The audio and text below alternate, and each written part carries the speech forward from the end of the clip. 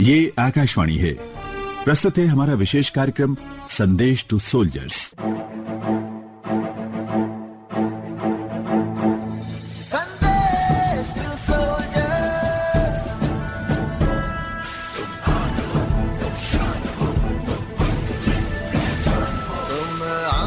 जान हो, तुम शान हो, मुल्क की पहचान हो।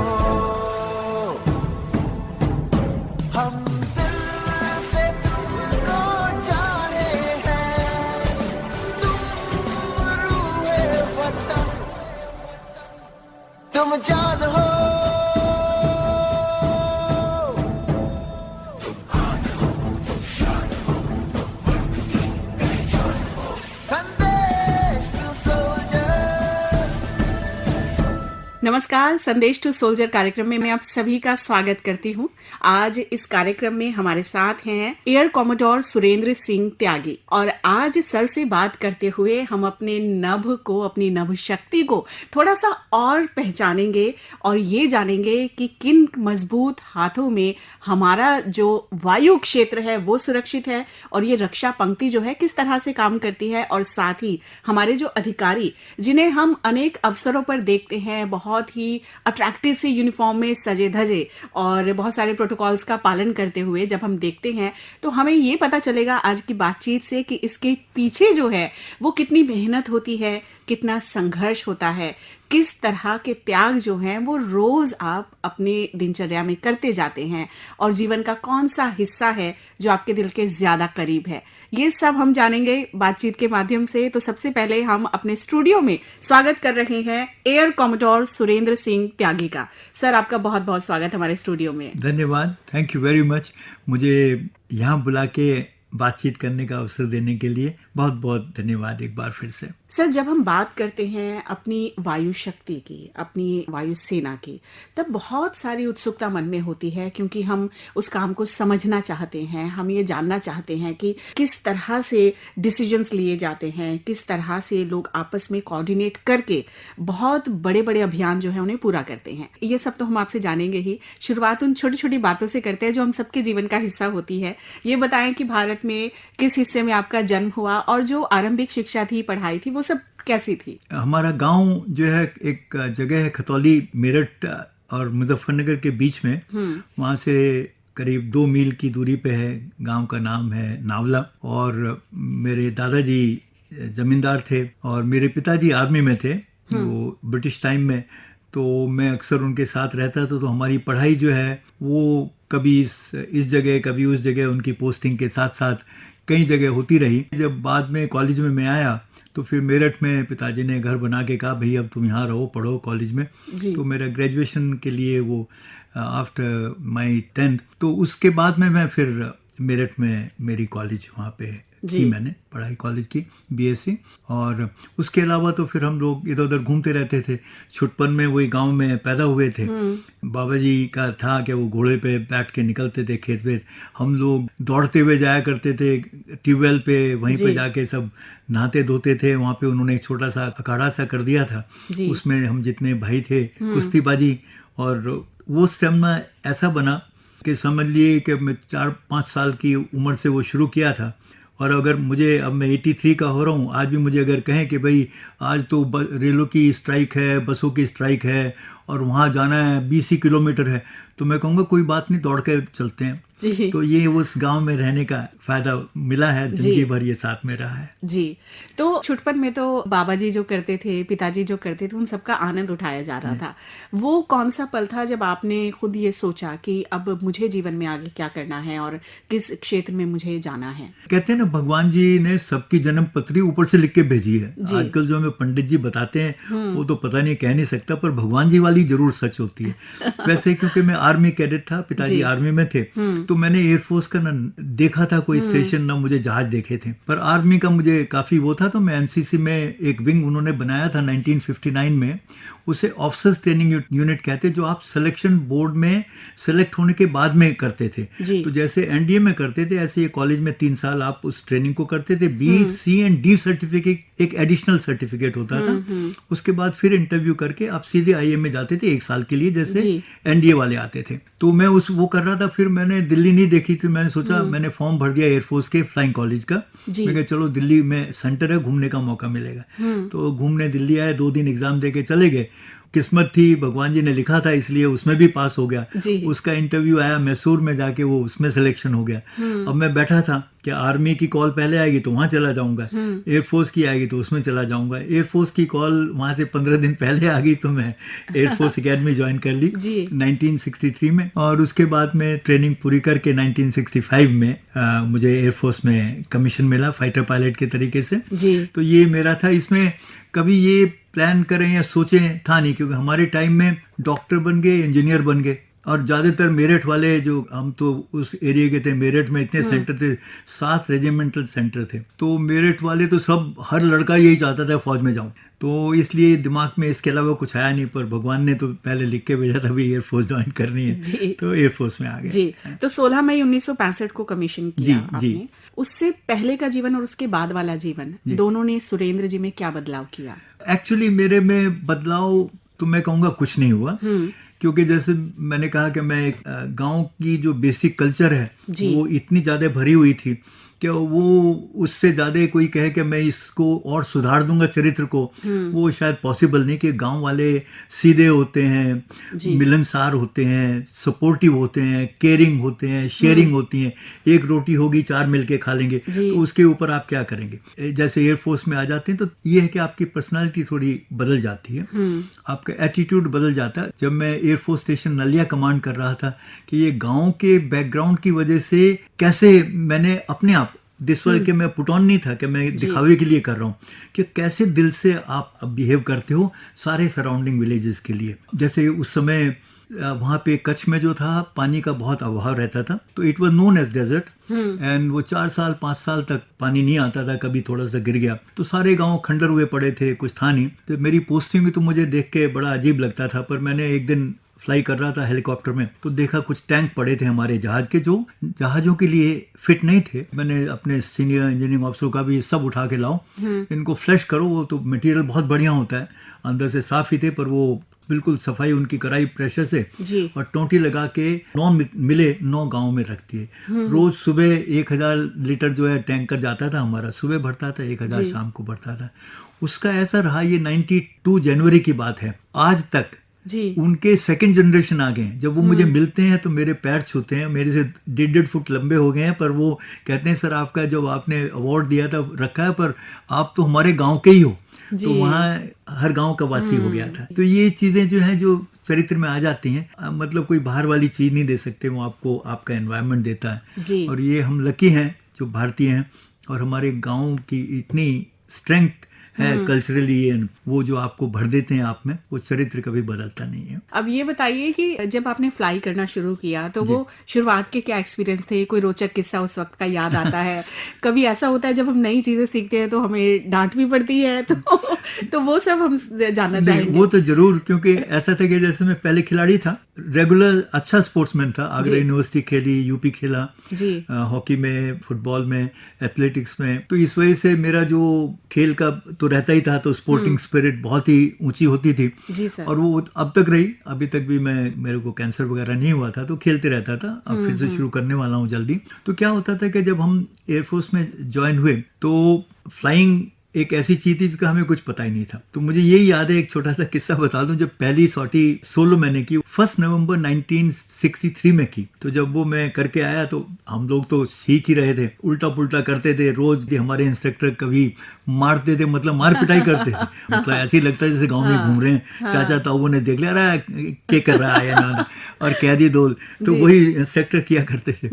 पर उस दिन ऐसा हुआ, जब फर्स्ट सोलो मैंने की, अकेला गया मैं, तो लैंडिंग करी, अच्छी होगी, पुष्पक जहाज था। तो हमारे जो सीओ थे, विंग कमांडर लाकिन उनका नाम था, तो उन्होंने रिपोर्ट में एक वर्ड लिखा जो मुझे आज तक याद है, और उन्होंने लिखा किसा लैंडिंग। तो मैं अभी भी जब एयरलाइन में फ्लाई करता हूँ जी। और कभी मैं देखता हूँ कि जो हमारे सिविल एयरलाइंस के पायलट हैं जी। बहुत अच्छा टच डाउन करते हैं, तो हमेशा कॉकपिट में जाके मैं कैप्टन को हाथ मिला के कहता हूँ, कैप्टन साहब 2 चीज हमने सीखी थी जो हम अपने यंगस्टर को बताया करते थे और खुद कोशिश किया करते थे करने की।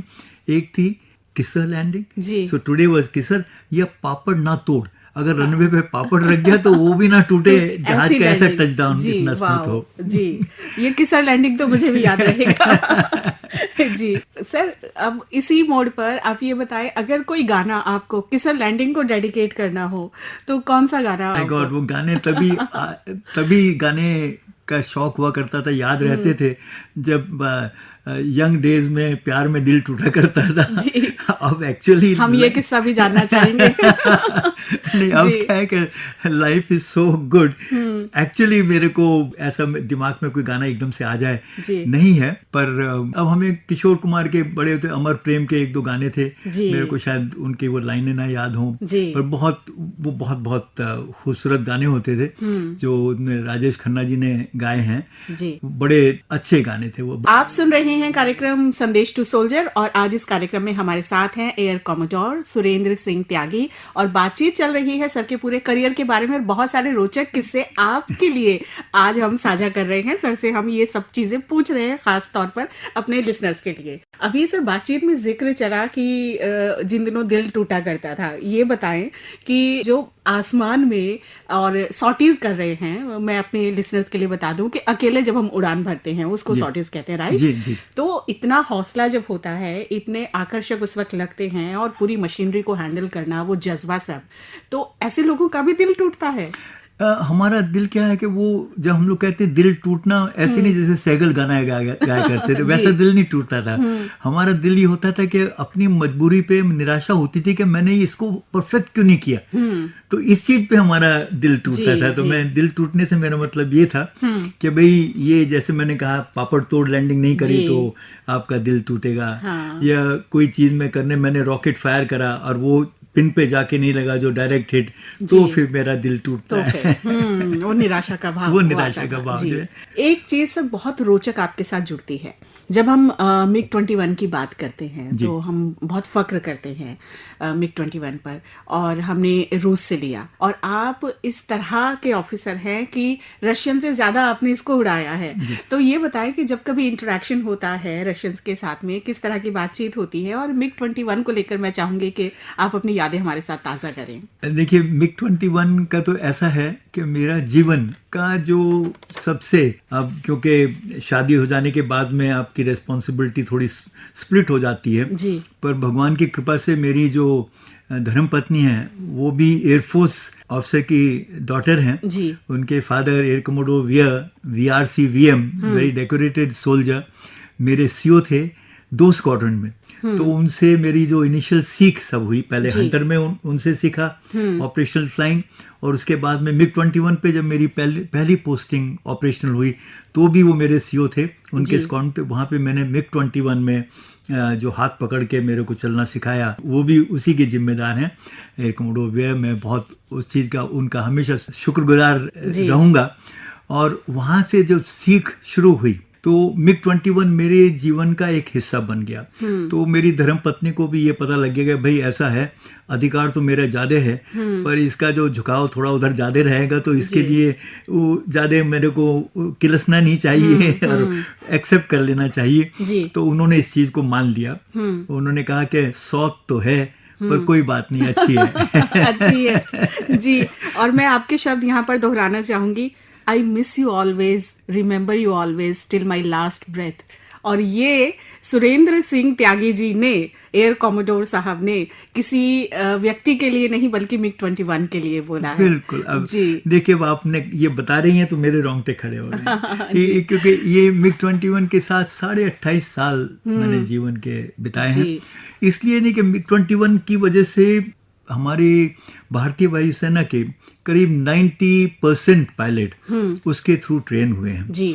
और मैं एयर हेडक्वार्टर का पता नहीं कोई कारण होगा, जैसे मैंने कहा ऊपर जो बैठे थे उनको डायरेक्शन वहां से आती थी कि भाई इसकी पोस्टिंग इस स्क्वाड्रन MiG-21 से अब उसमें कर दो, नए में कर दो। तो मैं 10 MiG-21 स्क्वाड्रन का मुझे पोस्टिंग मिली, जो भी MiG-21 पे जाता था मेरी पोस्टिंग हो जाती थी।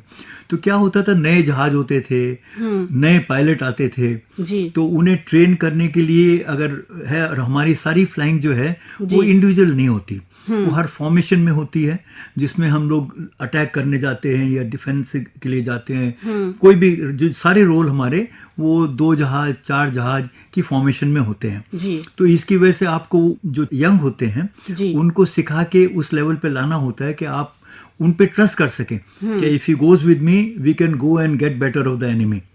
तो इसलिए आप जितना अच्छा सिखाएंगे वो उतना अच्छा सीखेंगे और उतना ही अच्छे आपकी फॉर्मेशन की स्ट्रेंथ होगी। तो इसकी वजह से मैं हमेशा, ये मेरा प्रिंसिपल रहा कि जो भी यंग पायलट होते थे, एक तो वो जल्दी से जल्दी फुल्ली ऑपरेशनल हो जाए। जल्दी से जल्दी फुल्ली ऑपरेशन होने के लिए उन्हें जितना उनका ऑथराइज फ्लाइंग था पर डे का, वो उनको जरूर दे सके तो दो। अब वो देने में सुपरवाइजरी या जो सीनियर पायलट होते थे उन्हें करना होता था। तो मैं कभी चूकता नहीं था, जितनी मेरी ऑथराइज फ्लाइंग थी मैं हर रोज उसे करता था। अगर हो सके कोई टेक्निकल कारण से क्या वेदर खराब हो गया नहीं कर पाए कोई बात नहीं, पर मैं सबको इस वजह से ये फ्लाइंग हम लोग, क्योंकि जो फ्लाई करते हैं वो लॉग करनी होती है, लिखनी पड़ती है रिकॉर्ड के लिए। तो जो ये मेरी लॉग बुक इतनी मोटी हो गई है, समझो 1 फुट के करीब, वो इसलिए नहीं कि मैंने वो करी है ना, इसलिए कि वो ट्रेनिंग यंग पायलट उसकी वजह से उसमें वो रिकॉर्ड होती रही।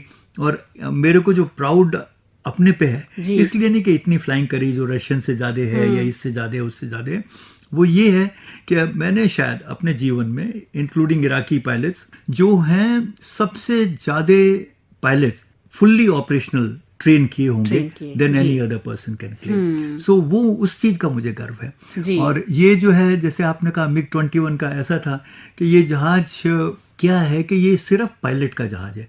बाद में हमने इसे अपग्रेड कर दिया था बाइसन के रूप में, जिसमें इजरायली और रशियन एवियोनिक्स डाल दिए थे। तो उसका वो भी ऐसे कंटेम्प्रेरी जहाज जो आजकल के हैं उस तरह का हो गया था। पर जो उससे पहले थे, जो एक्चुअल MiG-21 की जिसकी हम लोग बात करते हैं, when it started highest flying, उसकी हाइट उसकी थी फ्लाइंग रिकॉर्ड 34 किलोमीटर।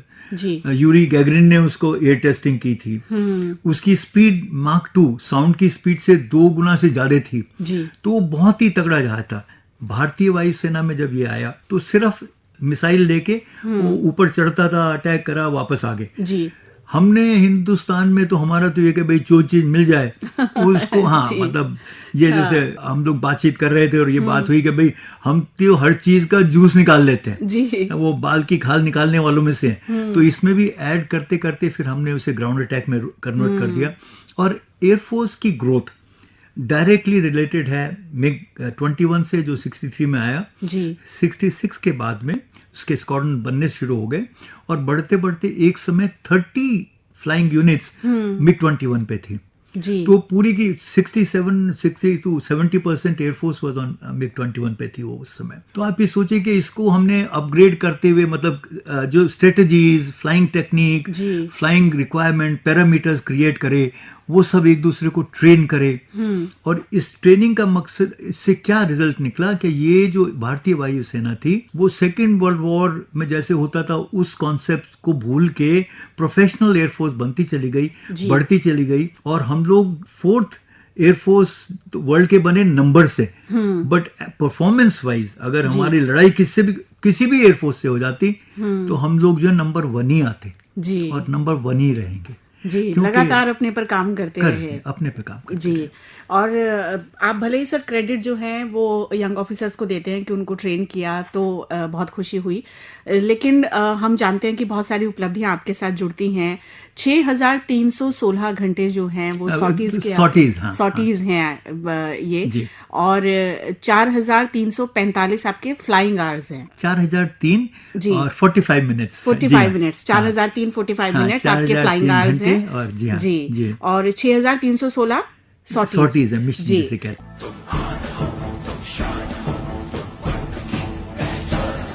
संदेश टू सोल्जर्स, ये बताएं सर, बहुत मुश्किल काम जो है, जो आप सहजता से करते चले गए, और इसी तरह अभी बातचीत में आपने बहुत सहज तरीके से एक नाम लिया कि जब मुझे कैंसर हुआ। ये किसी के भी जीवन में एक बहुत ही मुश्किल पड़ाव होता है, और अगर कभी कोई इस रोग से ग्रस्त होता है तो ऐसा मान लिया जाता है अक्सर कि शायद जीवन यहाँ पे थम सा गया है, अब आगे कोई उम्मीद नहीं है, और एकमात्र लक्ष्य होता है इस बीमारी को जीतना, स्वस्थ रहना। तो हम चाहेंगे कि अपने जीवन का ये हिस्सा भी आप हमारे साथ साझा करें कि वो कैसा समय था और परिवार उस समय क्या महसूस कर रहा था, आपके काम पर क्या असर पड़ा। कि ये तो बहुत बाद की बात है, मेरे रिटायरमेंट की बात है तो कोई फर्क नहीं पड़ता, पर हम लोग क्योंकि इससे पहले में जो किस्सा जो फ्लाइंग से रिलेटेड है जी, एयरक्राफ्ट में इंजन फेल हो गया था किसी कारण से, उसकी वजह से मैं रनवे पे लैंडिंग करने आ रहा था और रनवे पे कुत्ता आया तो फ्लाइंग कंट्रोल ने कहा कि प्लीज गो राउंड। तो मैंने पावरफुली खोली और फिर से मैंने कहा दूसरा सर्किट करके लैंड करूंगा। तो उसमें जब मैं भी रनवे से पहले ही था, तो जब तक मैंने क्लाइंब शुरू करा तो 100 मीटर 125 मीटर की हाइट होगी, तो मैं रनवे के ऊपर आया तो इंजन उस समय मेल फंक्शन किया उसने, तो मेरा एयरक्राफ्ट जो था स्पीड गिरने लगी, डिसेंड करने लगा। तो मैंने कहा इजेक्ट करता हूँ, मैंने इजेक्शन शुरू की, कैनोपी चली गई। उसके बाद में मैंने देखा कि मेरी नोज नीचे गिर रही है। जब नोज नीचे गिरती है तो मुझे लगा कि मैं इजेक्ट के लिए सेफ हाइट नहीं है, तो मैंने दोनों हाथ से स्टिक पकड़ी और उसका एटीट्यूड चेंज करके मैंने इम्पैक्ट किया ग्राउंड पे। 16 G का इम्पैक्ट था, पर ह्यूमन बॉडी ऐसी है, मिग की सीटिंग अरेंजमेंट ऐसी होती है, स्ट्रैपिंग ऐसी थी कि मेरे 2 कंप्रेशन फ्रैक्चर हुए, हाथ 38% जल गया, पैर में इधर उधर थोड़ी माइनर चोट लगी, पर मैं वो एयरक्राफ्ट रनवे पे सेफ रहा, निकल गया। आग लग गई उसमें, तो करते करते फाइनली कंट्रोल तो उस पर कुछ था नहीं क्योंकि अंडरगैरेज वगैरह ऊपर थे, और अगली तरफ 5 जहाज खड़े थे लोडेड।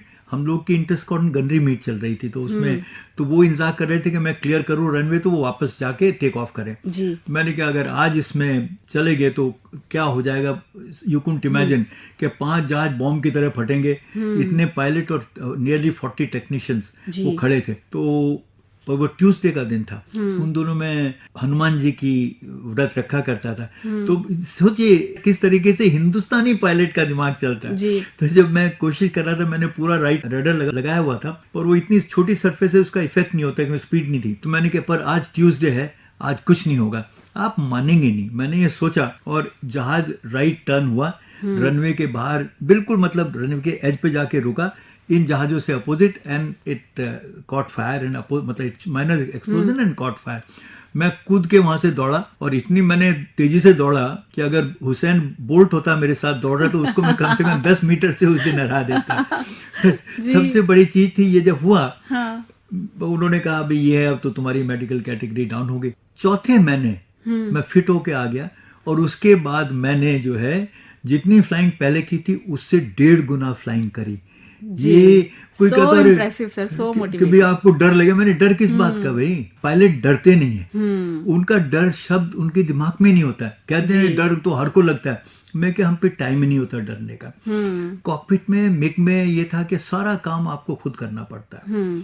फ्लाइंग कर रहे हो, नेविगेशन कर रहे हो, नंबर 2 नंबर 3 की देखभाल कर रहे हो कि उसके पीछे कोई एनिमी तो नहीं आ रहा। मतलब नॉर्मल पीस टाइम में हम लोग सिमुलेट करते हैं, वो कर रहे हैं। फिर जो अगर आपने इवेसिव एक्शन लिया है तो ट्रैक से निकल गए हैं, वापस आ रहे हो, टाइमिंग कर रहे हो, क्योंकि हमें विद इन 5 सेकेंड अगर हमारा रॉकेट या बॉम्ब या गन्स नहीं लगती हैं टारगेट पे, हमारे लूज हो जाते, 85% रह जाते हैं। और अगर 10 सेकंड हो गए तो सब आपको जब वापस आते हो क्रू रूम में तो कहते हैं बेंड डाउन, सब लात मारने के चक्कर में रहते हैं कि कितना थर्ड रेट फ्लाइंग करके आया।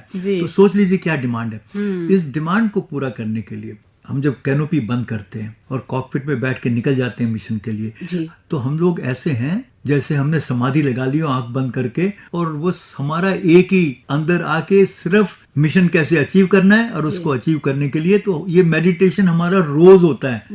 दिन में 3 बार, हमारे जैसे का 4 बार, कई बार 5 बार। जहाज का जो हमारा होता है ना, उस समय कुछ सोचने का समय ही नहीं होता जब आप उसमें अंदर होते हैं। तो ये एक है MiG-21, तो खास तौर से इसीलिए दुनिया में ये हर पायलट का प्रिय जहाज है। हर पायलट किसी भी देश का इसको फ्लाई करना चाहता है। वैसे भी ये 60 कंट्रीज में तो था ही। 11,647 जहाज प्रोड्यूस हुए तो सोच लीजिए नंबर कितना है इसका। तो ये बहुत ही खूबसूरत जहाज था और इसमें कोई सपोर्ट सिस्टम की नहीं थी जो आजकल के मॉडर्न जहाज में है, इसीलिए वो महंगे होते हैं। तो उसमें क्या है कि हर चीज आप करके चिप डाल दो कॉकपिट में, इट टेल्स यू कि भाई टर्न, जैसे कार में जीपीएस लगा दें तो वो बताता रहता है राइट टर्न लेफ्ट टर्न करके। तो यही पर मिग 21 आप जो चाहोगे वो करेगा, और अगर आप प्यार से चाहोगे, प्यार से उसके साथ बर्ताव करोगे तो it will perform more than 100%। It'll give you back. अब दोबारा मैं अपनी उसी प्रश्न पर आती हूँ सर, जब ये बहुत टफ टाइम आपकी लाइफ में रहा तो कैसे इसका सामना जो किया? ये कैंसर कुछ नहीं, मैं तो जैसे आपसे सच बताऊं, पहले सर्जरी करी तो उन्होंने तीसरे दिन या चौथे दिन कहा घर चले जाओ। उस समय तो हम लोग मूव नहीं कर सकते थे, पर 20-25 दिन बाद जब थोड़ा सा बेहतर हुआ तो नॉर्मल एक्टिविटी होगी। फिर उन्होंने कहा कि नहीं 2 महीने बाद रेडिएशन करेंगे, कुछ बाकी रह गए हैं टिश्यूज। तो फिर रेडिएशन करा, 5-6 महीने वो चला। पर ये था रेडिएशन करा के आता था, मैं कहीं भी, मैं घुमक्कड़ आदमी हूँ क्योंकि मेरी 34 साल में 28 पोस्टिंग तो एयरफोर्स ने करी है, तो आदत उन्होंने बिगाड़ दी। तो अब जब रिटायरमेंट के बाद में कहीं से कोई फोन कर दे, अरे आ जाओ यार मिलते हैं, या ये फंक्शन हो रहा है आ जाओ, तो चाहे वो पूना है या कोयम्बटूर है या देहरादून है या मुजफ्फरनगर है, दिल्ली है, I just catch a flight और catch a train and reach there. तो आदत पड़ गई, तो मैं घूमना फिरना मैंने शुरू कर दिया। उसके बाद में फिर एक और ग्रोथ निकली तो उन्होंने कहा अभी कीमो करना पड़ेगा। कीमो करके तो मैं दूसरे मतलब करके जिस दिन आते थे अगले दिन वो रिलीज करते थे, शाम को 3-4-5 किलोमीटर अपने चलता फिरता था, और कहीं से हो गया तो दूसरे तीसरे दिन तक तो मैं ट्रैवल करना शुरू कर दिया था। तो इट डिडंट इफेक्ट कि भाई जब तक आदमी को ऐसा हालत हो जाए कि वो हिल ही ना सके तब तो आप कुछ नहीं कर सकते हैं जी। अब जैसे मैं बता रहा था एक्सीडेंट हुआ जो मेरा हुआ ना, आप मानोगे नहीं, मैं जब अस्पताल में स्कूटर पे बैठ के गया हूँ, स्कूटर पे जाके खुद एडमिट हुआ हूँ, और शाम को उन्होंने स्क्वाड्रन वालों ने सबने पार्टी रखी कि अब लड़ी तो बर्थडे पार्टी है। तो एक जावा मेरे लिए छोड़ गए, मैंने जावा किक करके शाम को पार्टी में चला गया, वहां पे ट्विस्ट करो, ये करो, वो करो, वो करा, और रात को 11 बजे आके सो गया। उनको 17वें दिन दूसरे एक्सरे में जब लिया, सेकंड एक्सरे लिए, उसमें वो कंप्रेशन दिखे 2। तब उन्होंने कहा आप तो बेड पे आप हिल नहीं सकते। मैंने कहा अभी 17 दिन तो मैं छलांगे मार रहा था। तो मैं ये कहने इमेजिन कि अगर या तो पेन भी ऐसी है, हम लोग की पेन टॉलरेंस भी जरा ज्यादा होती है, क्योंकि अक्सर जब हमें पेन होती है तो हम सोचते हैं आपको पाकिस्तानियों ने या चाइनीज ने पकड़ के POW बना लिया है और वो आपको टॉर्चर कर रहे हैं, तो आप तो you have to bear that. तो हमारे लिए वो पेन सहन करने का यही होता है कि भाई आप POW बने हो तो ये आपको चुपचाप सहन करनी है, तो ये हमारी आदत हो जाती है। सो आप सोच लीजिए, तो इन चीजों से भगवान की कृपा से जो पायलट्स होते हैं much stronger mentally and their pain tolerance is mostly higher, certainly हमारे जैसों की तो है ही। तो अभी बातचीत में जब आपने बताया था कि मैडम जो है कई बार मिग 21 को तो कह देती थी भाई 100 है पर अच्छी है, तो ये बताएं कि जब ज्यादा टाइम जो है मिग 21 को मिलता था, आपकी उड़ानों को मिलता था, तो ऐसे में घर में कितना समय दे पाते थे और क्या शिकायतें होती थी मीठी मीठी? घर में समय इसलिए नहीं दे पाते, शिकायत करने का मौका इसलिए नहीं मिलता था कि जो हमारे यंगर पायलट होते थे वो खाना खाने आ गए, ब्रेकफास्ट करने आ गए कि ma'am I will have this, तो वो बेचारी कुकिंग में ही लगी रहती थी। तो वो उसमें एक बनाने में तो उन्हें कभी मौका ही नहीं मिला ये सोचने का। पर एक चीज मैं जरूर कहना चाहूंगा जी, हम लोग बड़े शान से कि मैंने इतनी फ्लाइंग करी, क्यों करी, जैसे आपने सवाल पूछा, बिल्कुल सही सवाल है कि भाई आपका डिस्ट्रैक्शन 0 इसलिए है कि आपको पता है कि घर पे बच्चों की पढ़ाई, उनका होमवर्क वो कोई करा लेगा जी, मदर है उनको दवाई देनी है, दिखाने डॉक्टर को ले जाना है, कोई करा देगा, और वो कौन है, आपकी धर्मपत्नी है। जब आप बैचलर तो माताजी देखभाल कर रही हैं। तो जितना श्रेय, जो भी हम सोल्जर हैं, जितने मेडल लगा के सीने पे बड़ा तान के चलते घूमते फिरते हैं, दिखाते हैं, शो ऑफ करते हैं, इस सारे का जो आदमी अचीव करता है, जैसे मैं अपने बारे में कह सकता हूँ, जो मैंने फ्लाइंग अचीव करी क्योंकि देयर वाज नो डिस्ट्रैक्शन, और इस सब की responsibility goes to Jenny Shalini Tyagi, who is my wife, because she took care of everything else and just told me कि भाई तुम बाहर रहो, फ्लाइंग करो, और whatever you learn teach to your younger people and make them good pilots। जी, तो बाहर मोर्चा आपने संभाला हुआ था और घर में शालिनी त्यागी जी ने संभाला हुआ था मोर्चा। ऐसे में एक किस्सा आप हमारे साथ शेयर कर रहे थे, बच्चे जब बहुत छोटे थे जी। तब हाँ, कुछ घटना ये देना अब देखिए, हम चाहोगे? ये है जो हम लोग कहते हैं ना, हमेशा हमारा इम्प्रेशन ये है कि भाई खास तौर से एयरफोर्स के पायलट्स को वो समझते हैं सब कि ये ऐसे ही होते हैं। जी। मतलब हम लोग बिंदास तो होते ही हैं, क्योंकि वी डोंट नो। हमारा जब जहाज निकलता है, स्टार्टअप करके जाते हैं, तो जो भी सीनियर भी बाहर खड़े होंगे, या अगर वो नहीं, कोई भी जो बाहर होते हैं, वो एक सल्यूट करते हैं, उसको हम लोग लास्ट सल्यूट कहते हैं। जी। वो लास्ट सल्यूट की वजह से जो आदमी कॉकपिट में बैठा है उस पे कोई फर्क नहीं पड़ता। उस पे फर्क ये पड़ता है, ही नोज कि boy every day you have to achieve optimal. जो तुम सीख रहे हो वो भी अल्टीमेट सीखना चाहिए। जी। कल का कुछ पता नहीं, तो सीखो। तो हम लोग को ये पॉजिटिविटी उससे निकाल के लाते हैं हम लोग के भाई जीवन में हर दिन का जो है पूरा फायदा उठाओ और उससे सीखो और सिखाओ। जी। तो ये होता है। तो जब ये हमारी एक्चुअल मानसिकता है, और खाना मिला गुड, नहीं मिला वेरी गुड, कोई प्रॉब्लम नहीं है।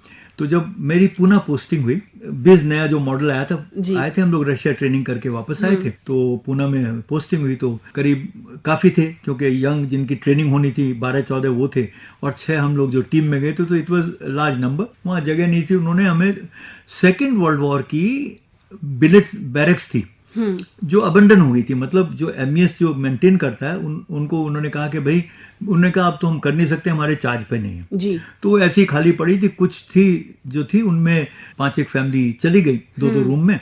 हमारा जो था वो लास्ट का बैरक था, कुछ नहीं था, सिर्फ 2 कमरे लास्ट के हमें दिए, बाकी सब खाली पड़े थे। और उसमें क्या था कि 2 कमरे और बाहर निकल के बाथरूम और छोटा सा वो नहाने का था, और एक लकड़ी ठुकी हुई थी नल के पाइप में, जिससे खोल के पानी निकलता था। वो इतना प्रेशर आता, 5-6 फुट जाता था। तो बाल्टी आपको अकॉर्डिंगली एडजस्ट करके उसको पानी का एडजस्ट करते थे। अब हम लोग पहुंचे हैं पूना।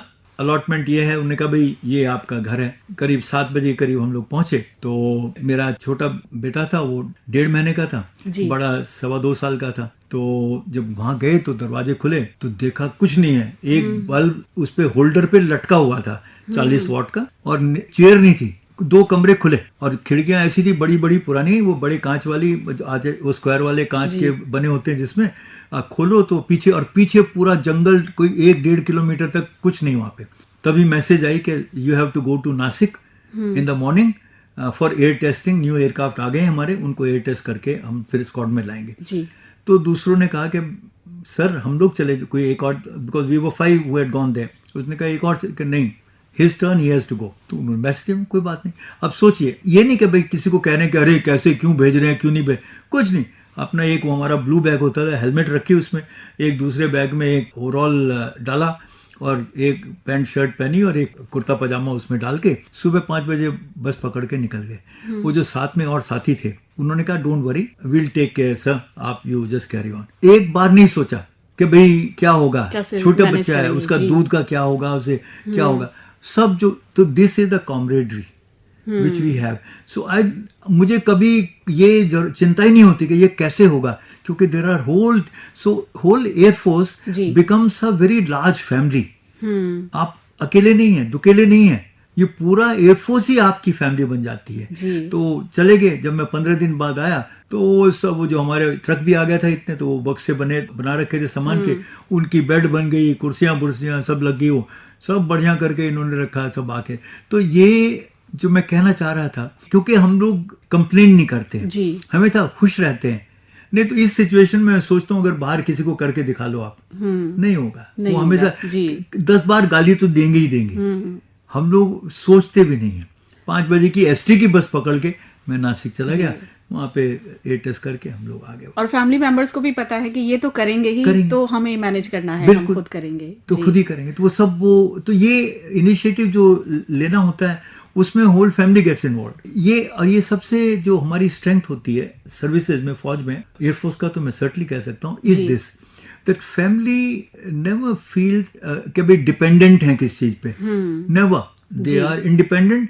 वो जो चीज चाहिए होती है उसको करने वाले देयर आर 50 पीपल जी जो आपको सपोर्ट करेंगे।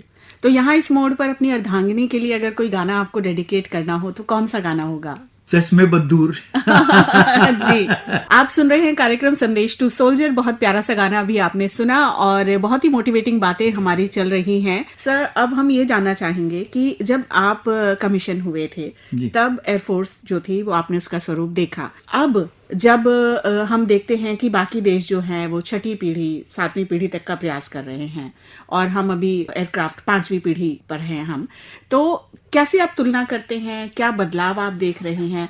और जब हम डिफेंस में आत्मनिर्भरता की बात कर रहे हैं, माननीय प्रधानमंत्री जी ने ये कहा है, तो तब किस तरह का आकलन आप करते हैं? इस बारे में मेरी जो अपनी पर्सनल ओपिनियन है, बहुत सालों से ऐसी रही। मैं कह सकता हूँ 62 के आसपास से HAL का बना था। अगर सीरियसली 62 में जब हमने HAL बनाया था, ये मैंने हमारे जो राष्ट्रपति जी होते थे डॉक्टर कलाम, एक्चुअली वो जब साइंटिफिक एडवाइजर थे प्राइम मिनिस्टर को, तो उस समय एक मीटिंग उन्होंने सारे डायरेक्टर थे वेरियस ऑर्गेनाइजेशन के, हमारे डिपार्टमेंट्स उनके जितने भी थे DRDO के, उन सबको उन्होंने बुला के बताओ क्या क्या ये कर सकते हैं हम लोग। तो मैं उन दिनों प्रिंसिपल डायरेक्टर एयर डिफेंस होता था। तो वो आए, उन्होंने फिर सबने आके सुनाए कि हम ये कर देंगे वो कर देंगे। तो मेरे से रुका नहीं गया। मैं जूनियर मोस्ट था, एयर कमोडोर था, पर जूनियर मोस्ट था। सब एयर मार्शल चीफ बैठे थे, वाइस चीफ थे, आर्मी के वाइस चीफ, नेवी के वाइस चीफ, सब आए हुए थे। तो मैंने कहा sir I have one doubt, can we make a racket? हम लोग एक टेनिस रैकेट बना सकते हैं DRDO हमारा, जो हम इंटरनेशनल मैचेस में ले जा सकते हैं, या हम एक साइकिल बना सकते हैं जिसको हमें पार्टिसिपेट कर सकते हैं इंटरनेशनल कॉम्पिटिशन में, हमें बाहर से लानी पड़ती है। हम लोग बात कर रहे हैं, हमारा जब इंडिजिनस कहते हैं तो सिर्फ बिल्ला तिरंगा उस पे छापते हैं, उसके अलावा 5% 7% बाकी सब बाहर से लाके जोड़ मरोड़ करते हैं। और इसी का कारण है कि HF-24 एक जहाज जो हमने कहा था डिजाइन हमने किया, वो 60s का था। वो 15 घंटे फ्लाई करके खड़े हुए हैं जहाज ट्रैफिक आइलैंड पे, क्योंकि हम उसमें अपना कुछ नहीं कर पाए। बाहर से इंजन नहीं मिला, इंजन इंप्रूव नहीं हुआ, तो उसमें बड़ी डेथ हुई पायलट्स की, एयरक्राफ्ट अनसेफ हो गया, वो बंद करना पड़ा। तो ऐसे अगर हम लोग पहले ये सोचते कि भाई पुष्पक बनाते और फिर उससे थोड़ा इंप्रूव करते, लर्न करते और फिर जंप करते, 2 जनरेशन छोड़ के 3rd जनरेशन के लिए जाते, तो आज हम अपने आप अपना कर रहे होते। तो ये हमारी सबसे बड़ी रहे हम पिछले।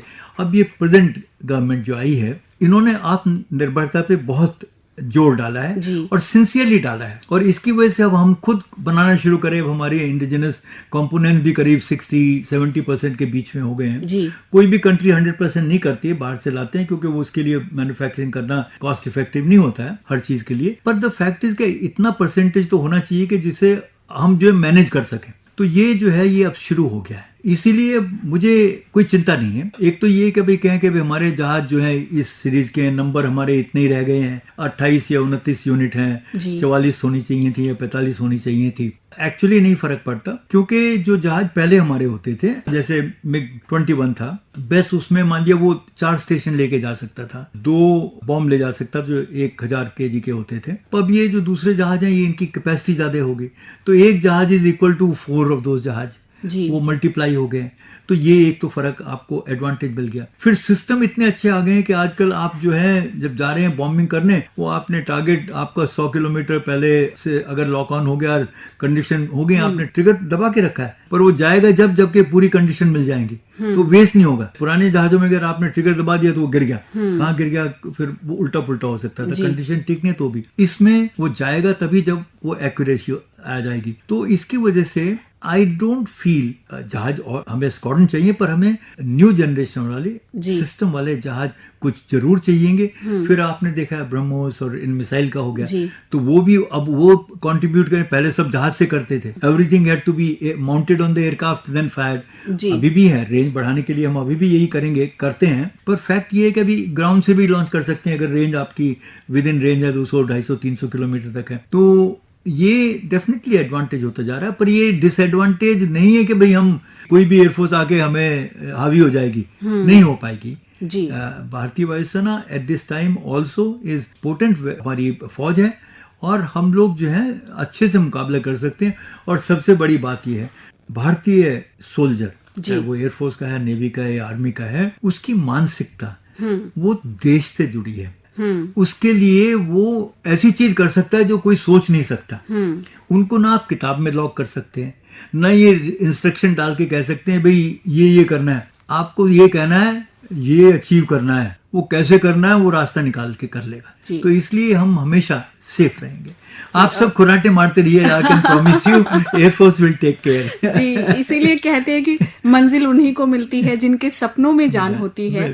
पंखों से कुछ नहीं होता, हौसलों से उड़ान होती है। Absolutely, तो बिल्कुल। इस हौसले को हम सलाम करते हैं, इस जज्बे को हम सलाम करते हैं।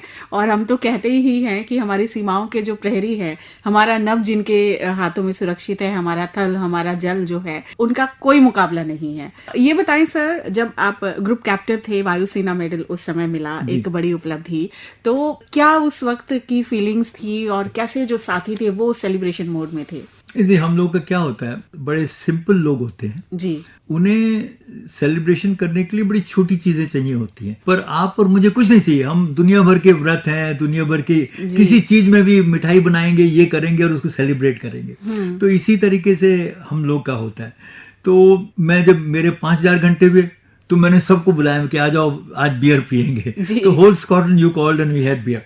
देन 6000 हुए तो फिर हो गया, आपकी रेटिंग बढ़ी, आप सब मिल गए। तो आपकी मतलब स्क्वाड में अगर 12 लोग हैं, 16 लोग हैं, तो आप सोच सकते हैं कि 16 की रेटिंग बढ़ती है तो हम लोग हर समय जब मौका मिलता है तो वो सेलिब्रेट करते ही रहते हैं। ये एक हम लोग की वो है कि it is just a way to be with each other and make everyone feel कि we are one, and that's why we always look for these small thing to celebrate. जी। सर, इस प्रोग्राम के माध्यम से हमारे बहुत सारी audience जो है, यूथ जो है वो आपको सुन रहा है और बहुत सपने उनके पास होते हैं, बहुत एनर्जी होती है, कई बार सही डायरेक्शन नहीं मिल पाती। मैं चाहूंगी कि ये आप ज़रूर बताएं कि अगर हमारी सेना से जुड़ना चाहते हैं, वायुसेना से, थल सेना से हमारे युवा जुड़ना चाहते हैं, चाहे वो नेवी का हिस्सा बनना चाहते हैं, तो क्या किस तरह की अप्रोच वो अपनी रखें? देखिए, इसमें 2-3 चीजें हैं जी जो ध्यान में रखनी चाहिए। पहले तो क्या, अगर आपको आपका लक्ष्य नहीं मिला फौज में जुड़ने का, तो उससे डिसअपॉइंट नहीं होना चाहिए। सिर्फ 2-3 चीज ये हैं कि आप बिल्कुल ऑनेस्ट रहें। जी, ऑनेस्ट रहें, डिमांडिंग नहीं होने चाहिए, एवरेज जैसे हो वैसे रहो जी, कोई पुट ऑन करने की जरूरत नहीं है, नेचुरल आपको रहना पड़ेगा। बेसिक क्वालिफिकेशन अगर आप पे है, आप ये करेंगे, आप सिलेक्शन में अवश्य आ जाएंगे। जी, आज इतनी इम्पोर्टेंट बातें आपने इतनी सहजता के साथ, इतनी सरलता के साथ हमसे साझा की। एक तो बहुत सारा ग्रैटिट्यूड की फीलिंग इस समय मेरे मन में है और हमने आपके मुंह से बहुत सारी बातें सुनी हैं। हम ऑनलाइन आपको सुनते हैं, आर्टिकल्स हैं आपके बारे में, जिस तरह से यंग ऑफिसर्स को आप तैयार कर रहे हैं। बहुत सारे लोग आपसे प्रेरित होते हैं और अभी MiG-21 अभी रिटायर हुआ है, तो बार बार आपकी जर्नी भी MiG-21 के साथ याद आती है। सर, आज आप हमारे स्टूडियो में आए, संदेश टू सोल्जर के माध्यम से आपने हमारे श्रोताओं से बात की, आपने यंग ऑफिसर से भी बात की। एयर कॉमोडोर सुरेंद्र सिंह त्यागी, आज आपने हमें समय दिया। इस कार्यक्रम में आपको एज ए गेस्ट बुलाकर हमें बेहद खुशी हुई और हम ये उम्मीद करते हैं कि आप इसी तरह से सक्रिय रहेंगे, इसी तरह से आप मोटिवेट करते रहेंगे। बहुत सारे बच्चों को यंग ऑफिसर्स के तौर पर आप कमीशन करवाएंगे, उनको मोटिवेट करके, और हमारे श्रोताओं से भी आप रोचक बातें साझा करते रहेंगे। हम आपको फिर बुलाएंगे, हम हमसे फिर बात करेंगे।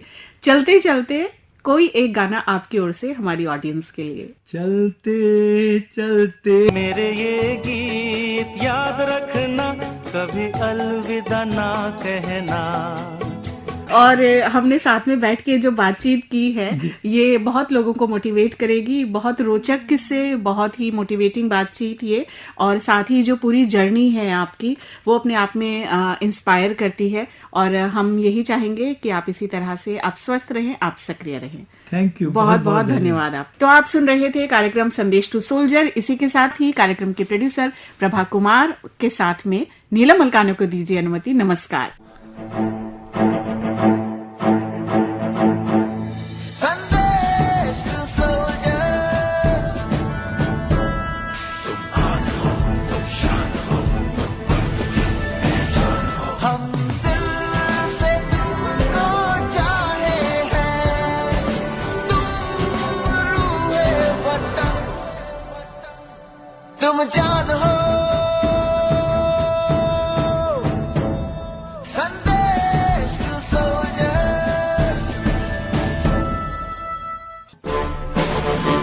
अभी आप सुन रहे थे हमारा विशेष कार्यक्रम संदेश टू सोल्जर्स।